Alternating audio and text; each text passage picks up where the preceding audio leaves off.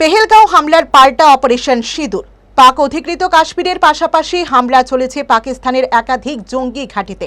সন্ত্রাসের বিরুদ্ধে বড়সড় এই অভিযানের পর নিজের প্রতিক্রিয়া জানিয়েছেন দেশের প্রখ্যাত সাংবাদিক তথা রাজনৈতিক বিশ্লেষক জয়ন্ত ঘোষাল।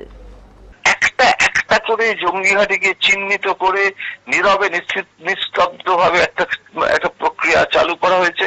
কাজটা সোজা নয়, তার কারণ গোটা দেশ জুড়ে এমন একটা পাকিস্তান বিরোধী আবেগ অনুভূতি কাজ করছিল এবং একটা প্রচন্ড চাপ সৃষ্টি হয়েছিল নরেন্দ্র মোদীর উপর যে এক্ষুনি কিছু একটা করতে হবে। সেইটা কিন্তু ঠান্ডা মাথায় ধীরে সুস্থে, এমনকি আজকেও বিক্রম মিশ্রিও বলেছেন যে এইটা কিন্তু এখানে শেষ নয়, এটা একটা প্রক্রিয়া শুরু হয়েছে।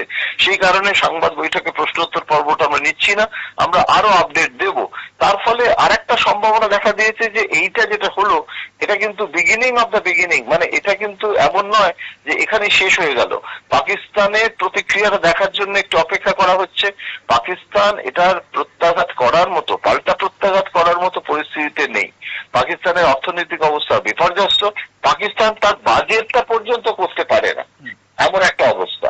সুতরাং মানে এখানে কিন্তু আমি মনে করি যে একটা খুব সঠিক সময় সঠিক কাজটা করা হয়েছে এবং এই জিনিসটা তিনটে যে সেনাবাহিনী অর্থাৎ স্থলবাহিনী, নৌবাহিনী, বায়ুসেনা, তিনটের মধ্যে সমন্বয় সাধন করে করা হয়েছে এবং মানে সেনা যে ছাউনি, সেই সেনা ছাউনিতে আক্রমণ না করে জঙ্গি ঘাঁটি থেকে